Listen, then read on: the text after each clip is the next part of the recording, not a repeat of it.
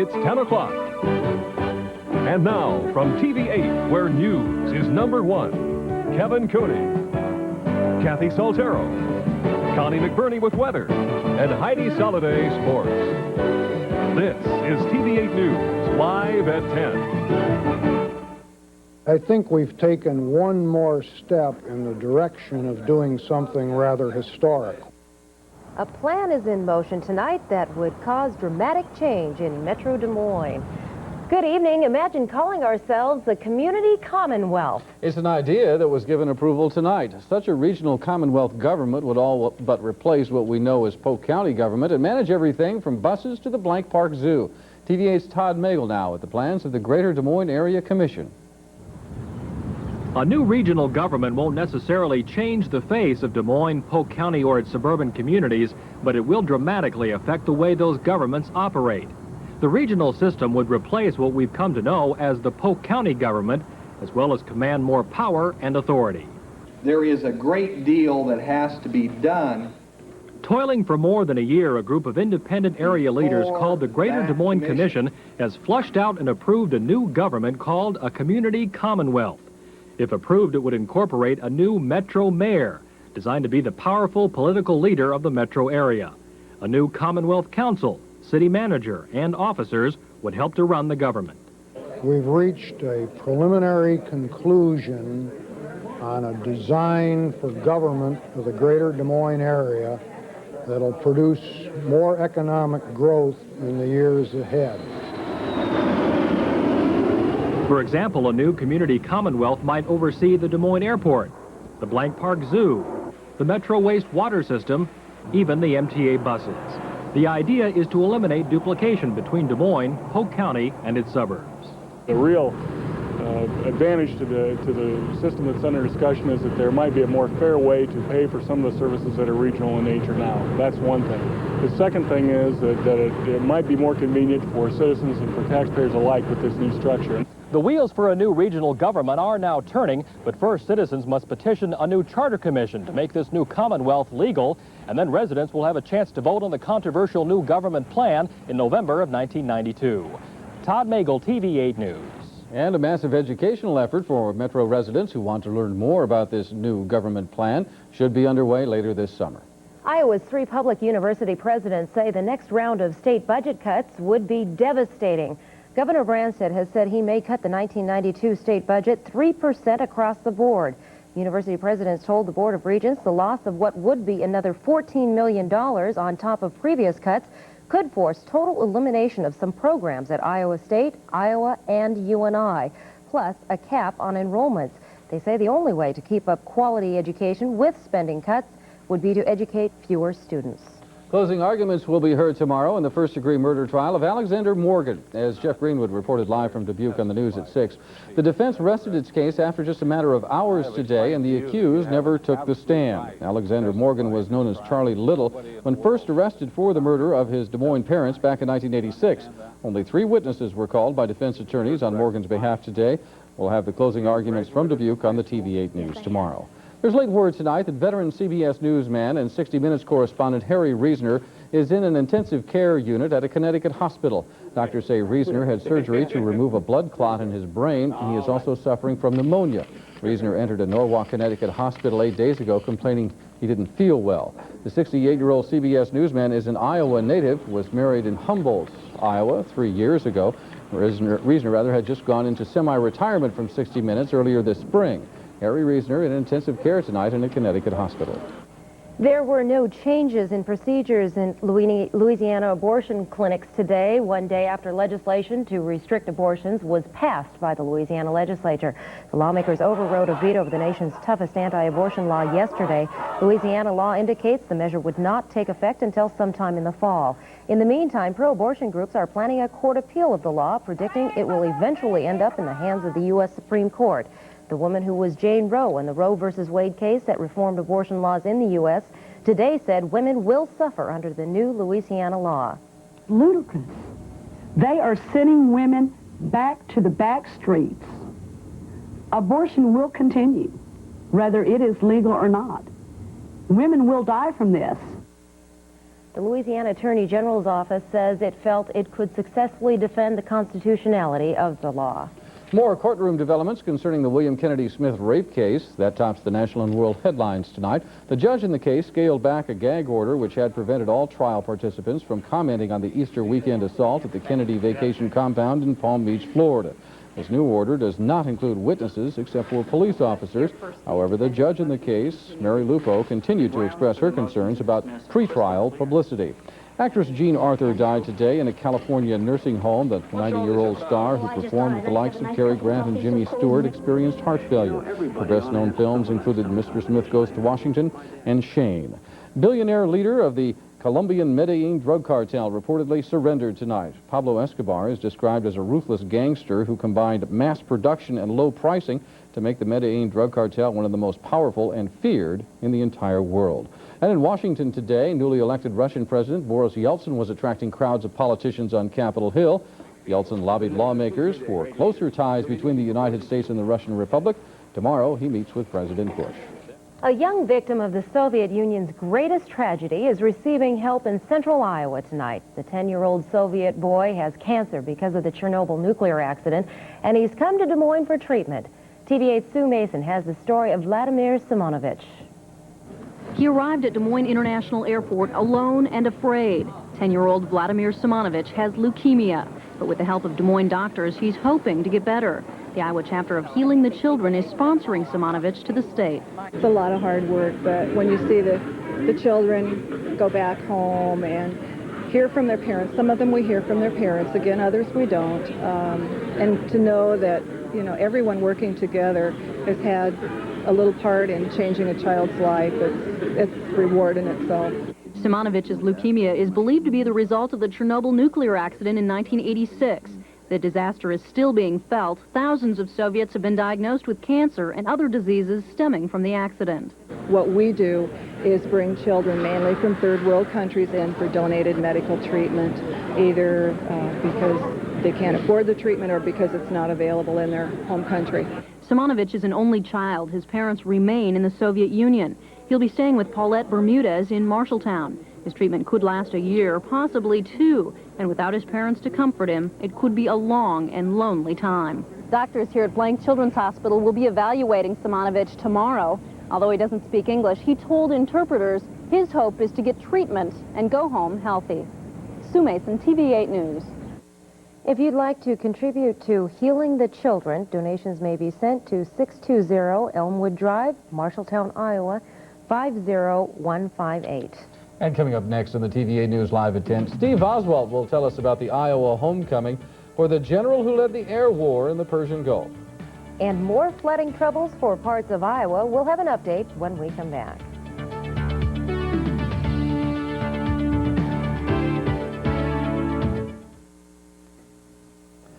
The man who headed up the Allied Air Forces during the Persian Gulf War says extending the Allied strikes would not have reduced the post-war bloodshed. Lieutenant General Charles Horner made the comments today as he returned to his home state, Iowa. TV-8's Steve Oswald reports. When Lieutenant General Charles Horner returns to his home state of Iowa, he does it like few others can, in his F-16 fighter jet. He was a one-of-a-kind in the Persian Gulf, too. For the 6 weeks before General Schwarzkopf arrived, Horner ran all the Allied forces in the Gulf.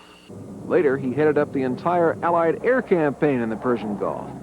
Today, he was back home in Iowa to meet with members of his family, the news media, and to speak to a group of Iowa broadcasters.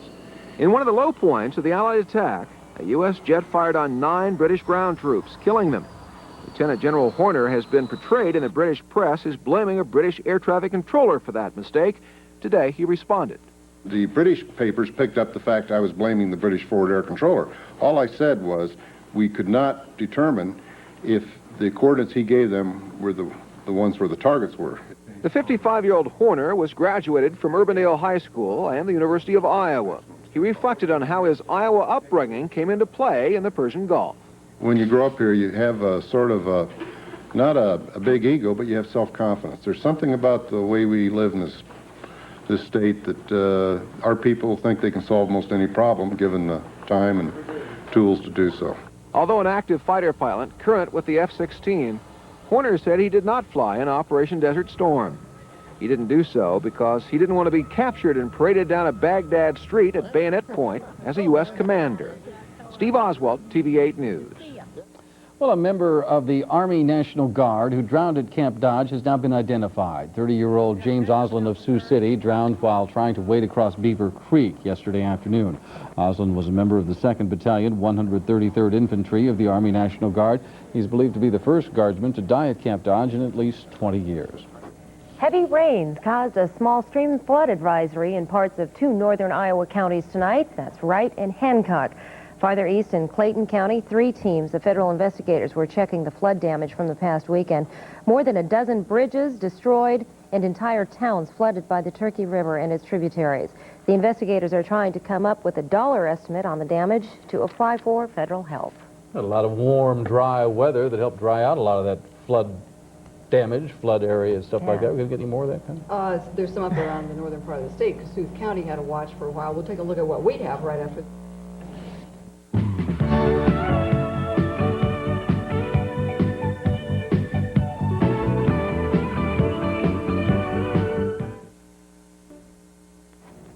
This has been nice weather for people after a lot of weeks with weather for ducks, and finally both are able to enjoy some of these afternoons. Still plenty of water around. We got some new water up in the northern part of the state this evening, but this afternoon turned out to be mostly sunny. A few clouds are creeping in, partly cloudy skies right now, 78 degrees, southeasterly wind at 7 currently, bringing us a kind of a warm night ahead.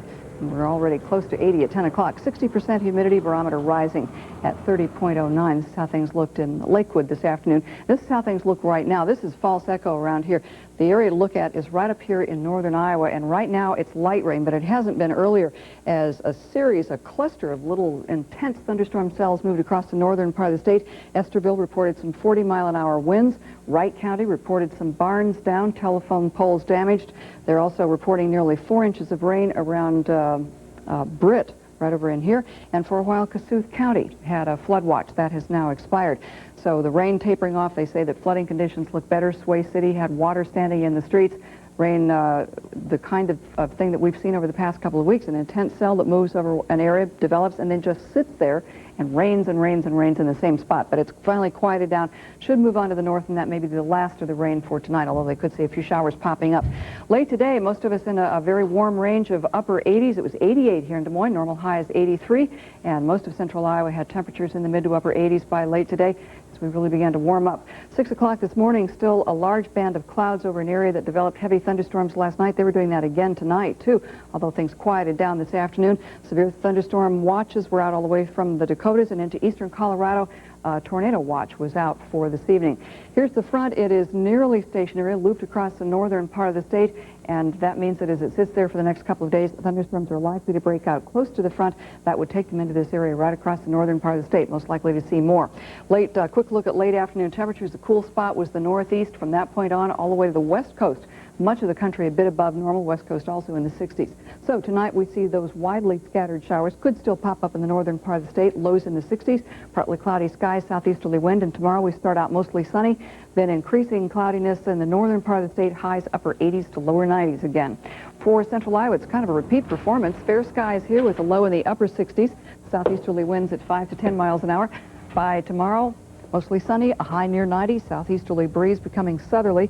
Thursday night, partly cloudy with a low in the upper 60s, and Friday, partly sunny, 30% chance of thunderstorms begins to move into central Iowa. Widely scattered showers around the state on both Saturday and Sunday, and warm with highs mid-80s to lower 90s. Widely is the key word here. And then by Monday, thunderstorms grow, as they say, more numerous. They may all catch up with us by that time. At 10 o'clock, a warm 78 degrees. How quickly it changes. Sounds like a typical Iowa weekend. Back. Thank you, Connie. Well, you're looking for more of a macho car for your $40,000 to $45,000, quite possibly, and the traditional luxury cars just aren't your cup of tea. If you can afford to wait a year, you too can own the car that, well, some say won the Persian Gulf. It's the Humvee, the low-slung vehicle that replaced the Jeep as the Army's general-purpose vehicle. It's made by AM General, and company officials say it will go on sale to the public next summer with very few modifications from the Army version that's been built since 1984. AM General expects to sell about 1,000 of the cars during the first year. And you know who's going to get the first one, they say? Who? Arnold Schwarzenegger. I'll bet. Kid you not. I can probably think of a lot better things to do with $45,000. Coming up on the next. sand. Yes, moving along now. Coming up next in the sports. A busy night in baseball. Heidi will have the highlights. And still to come a little later, a birthday party for the most popular breakfast cereal of all time. Don't go away.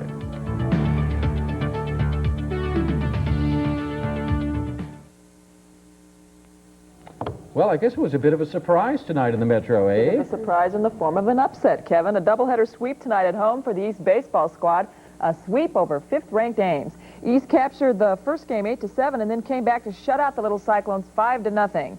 East put 2 runs on the board in the first and added 2 more in the third. Tom Shelton, who had driven in a run earlier, got it started for the Scarlets with a double to left center.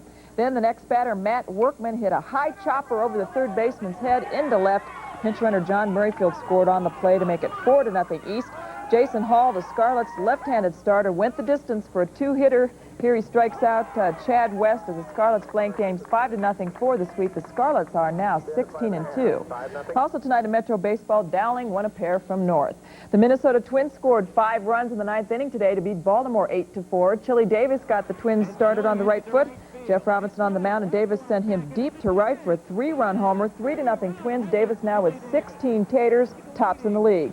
After 7, the Orioles led 4-3, but Mike Pagliarulo tied it in that big 9th inning when he singled in Dan Gladden, and the Twins would go on to win it 8-4. The Twins' closest rival in the AL West, Oakland, put it to the Tigers in Detroit, with Oakland leading 1-0. Big Cecil Fielder continued his hitting tear. Fielder drives it deep to right over the head of a leaping Jose Canseco. Lou Whitaker scored. Fielder ended up with a double. That tied it at 1, but the A's moved back in front. Harold Baines ripped one past Fielder at first. The Tigers would run it down, but not before Canseco scored. Baines was held to a long single, and coming up, Canseco cranks out his 14th homer of the year in the upper deck. The solo shot in the 5th came off Walt Terrell. That made it 4-1 A's, and Oakland would top the Tigers tonight 5-4. Completing the American League, Seattle over Boston 4-3, Cleveland 4, the White Sox 3. The Royals beat Texas 11-2. Kirk Gibson with his first career Grand Slam. I guess that game is not quite over with yet. Angels over Milwaukee 4-1, and the Yankees shut out Toronto 3-0. The second-place teams in the National League closed out their 3-game run in New York tonight, and it was the Reds beating the Mets 7-6. In the top of the 3rd, Reds up 1-0.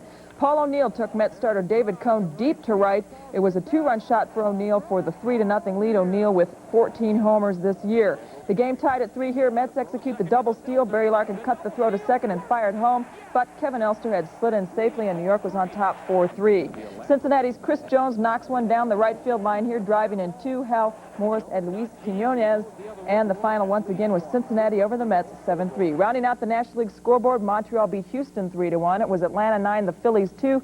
Cards over San Francisco 3-2. In the 5th, Pittsburgh and the Padres tied at 2, and in the 2nd, it's the Dodgers 3, Chicago 1. Iowa closed out its series in Columbus tonight. The I-Cubs led at one point 7-2, but the Clippers beat the I-Cubs 10-7. Tomorrow night, Iowa is at Toledo. Softball tonight, Woodward Granger knocked off number 4 East 9-3, and here's your last look at this week's Cubs quiz. When is the last time the Chicago Cubs beat the Iowa Cubs in exhibition baseball at Sec Taylor?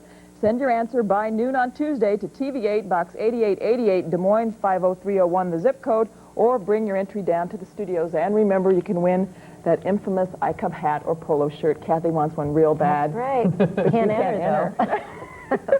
We'll be right back.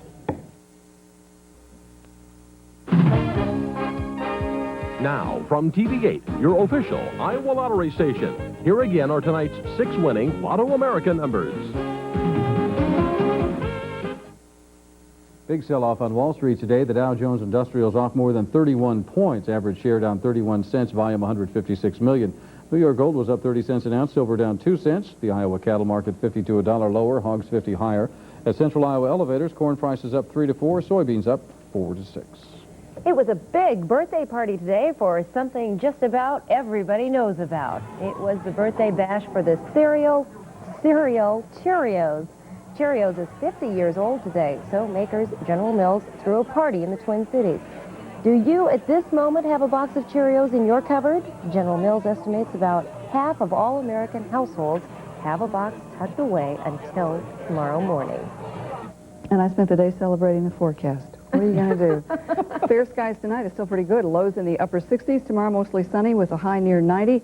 More of the same on Friday, but a chance of thunderstorms. Right now 78 degrees. All right, thanks a lot, Connie, and thank you for joining us. Don't forget the TV-8 Morning News tomorrow morning at 6:30. Good night.